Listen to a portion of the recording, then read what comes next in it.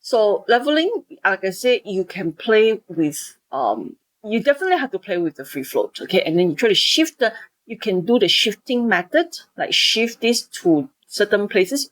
You can shift like some of this over here and leave a blind, try to keep away with the pick. And then you will see if you can get a number. Let's say if you pick, like now it's a lot of 9. So what we can do is we try to see if we can go for 7 or 8. And because 9 is you can go for 9. 9 will be a very, very good number to go for, you see. But is it practical? So you need to do some shifting to see. Or the other one was a Tetris block method. I call it Tetris block method. So we're trying to fill up, take the activities that has a higher peak and see if you can fill up at areas that is lower peak. So maybe we can take we probably won't if you shift this away and then shift this away and shift this away to see if you could purposely fill up those low numbers, okay? So, there will be some blocks that you probably cannot do anything about, like, for example, the 3 and the 4s, but because they belong to the critical path. So in this case, like I said, you can choose 7, you can choose 8, and then you try to shift and see, you play around with that and do the leveling. And, once you draw the line over at 8, and then see if you can fill up those gap, the overshot number into the gap, and read from there. And so that would be leveling either with the Tetris block method or with the shifting method. But the idea is look at the numbers that comes up the most frequent and shift it to that number first, and then to see if you can shift it further down.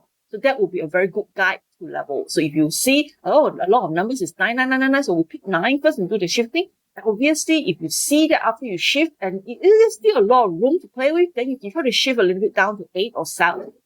And then using the Tetris block method for calculation, or, Tetris block is a filling, take the block and fill up the gap. Or you shift, playing the shifting, or you can play with the solid number that we are talking about the other day as well. So that goes with leveling. So what you do is shifting, with smoothing. So basically, again, you also pick with the highest number. Okay, that will be the principle. So what we're going to do is try to hold this number for as long as we can. So with smoothing, you want to have an upward curve, okay? And then hold it for as long as you can, and then come down smoothly. We're going for the curve method.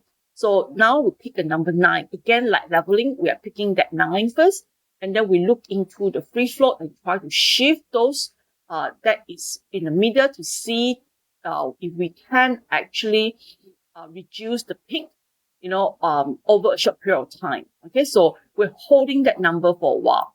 So let's see. Now, if we shift it over and we shift this over, okay, this, we play with this number, hold it at 9, okay.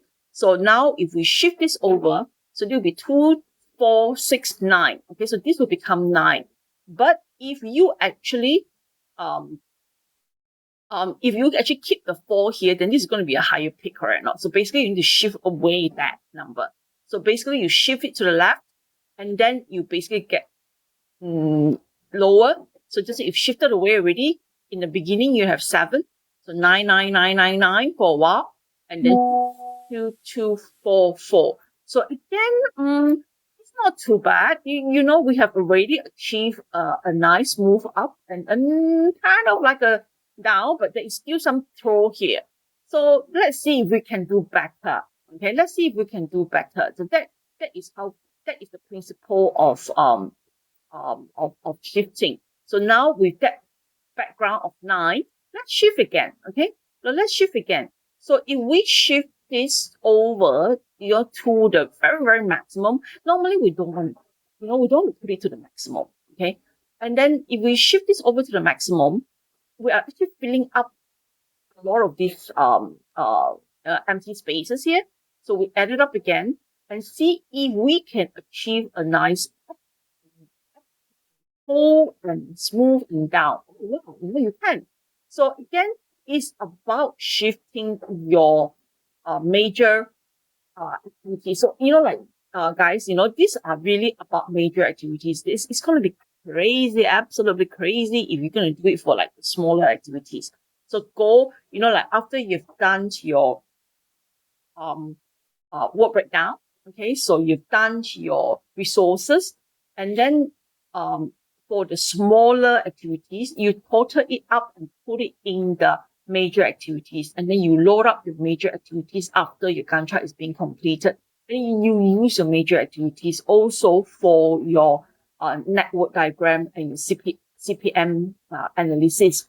So what from there you can create this. So this is really on the major activity. So one project will probably have like maximum 20, 30 major activities. It won't be that big, but of course it depends on project. But normally what we do is we get like 10, 15, 20, 30 major activities. So it's not that bad, if you have this graph and then you do some shifting work, and then by just looking into the principle of total float and free float. So here, after you've shifted B to the left, you shift 3 O to the left, and then you shift 4 to some of the left, okay? You can try to shift it to the left more and see what happens, but maybe not necessarily. Otherwise, you cannot hold a number. So basically, you got like 3, 3, 4. Well, this is a very nice roll curve. So it's going up smoothly. So basically, you start off the project with 2, 3 people. And then when the months come, you get them to bring in their friends. There's going to be more people working. And then as month 5 and month 6 goes on, there will be 6 people working. And then you engage people and hold it at the highest peak for 9. And then down, and then by the time, the contract with these people, maybe you can tell them it's going to be 1, 2, 3, 4, 5, 6, 7 months, or from the beginning to 13 months. So some people you can start to let go already. And some work, for example, main layers or landscaper or whatever, or the main structure people, you can start to let go already, and then start to move down the curve. And then you see it's a smooth, because there's no scroll, pick and scroll as we go along. And that's what we want to achieve. Okay. And once you've got all this done, this is, to me, is beautiful. That you can do this numerous times and iterative, do it many, many times. So smoothing, like I say, is about having a slow up, long hold, slow down, rather than up and down, up and down, up and down. Okay? And the other thing is with leveling, it's like you just go like with one fixed number, the numbers that you see happens most of the time. Like here also is the numbers that you see most of the time. Try using the number first and then come down to see the more risk you can take, then the better the number will be. The smaller the number will be. It's no right or wrong, because as every project manager, we want our profile. We want a profile that we understand. There's no such thing as, okay, there's a secret answer out there for this project that I need to keep this profile, or there's a secret answer that I need to keep it at 10, I need to keep it at 20 or 40. No. Okay? It is basically you as a project manager, how much resources you have in hand, how much, some of these numbers could be determined by the numbers of resources that you have in hand, So, it may not be even the profile that is 9, the consistent number. It may you don't even have it 9, So no choice, you have to shift it down. So based on your experience, based on your intelligence, in the sense, if I were to put it that way, or based on your availability of your resources, or based on your risk-taking nature, so you pick the numbers accordingly. All right. So resources planning, okay, this is really to replan your resources. Okay, so these are the, good and bad, and what is the aim and how do we do it? What is the differences? Okay.